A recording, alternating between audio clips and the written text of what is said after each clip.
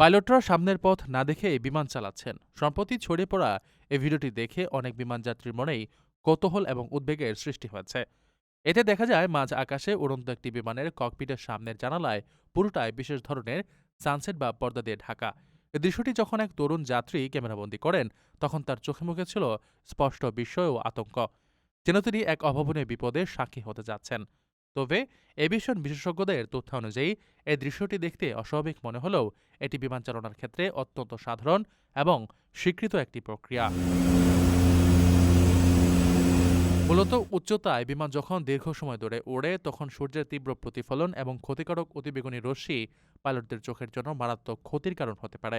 এছাড়া সরাসরি রোদ পড়ার কারণে ককপিটের তাপমাত্রা দ্রুত বৃদ্ধি পায়, যা ইলেকট্রনিক যন্ত্রপাতির উপর নেতিবাচক প্রভাব ফেলতে পারে। এই প্রতিকূল পরিস্থিতি সামাল দিতে এবং পাইলটদের কাজের সুস্থ পরিবেশ নিশ্চিত করতে তারা মাঝ আকাশে ক্রুজিং বা স্থিতিশীল অবস্থায় থাকার সময় এই ধরনের সানসেট ব্যবহার করে থাকেন। কারিগরির দিক বিবেচনা করলে আধুনিক বাণিজ্যিক বিমানগুলো চলাচলের জন্য সরাসরি চোখে দেখার উপর পুরোপুরি নির্ভরশীল নয়। এগুলো মূলত ইনস্ট্রুমেন্ট ফ্লাইট রুলস মেনে চলে। পাইলটদের সামনে থাকা ডিজিটাল স্ক্রিন, রাডার এবং জিপিএস সিস্টেম বাইরের দৃশ্যপটের চেয়ে অনেক বেশি নির্ভুল তথ্য প্রদান করে। ড্যাশবোর্ডের এসব যন্ত্রপাতির সাহায্যে পাইলটরা বিমানের উচ্চতা, গতি এবং গন্তব্যের সঠিক দিক নির্ণয় করেন।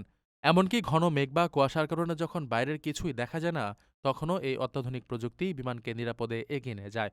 সুতরাং জানালার পর্দা টানা থাকলেও পাইলটরা আসলে অন্ধ নন, বরং তারা যান্ত্রিক চোখের মাধ্যমে পুরো পরিস্থিতির উপর তীক্ষ্ণ নজর রাখেন।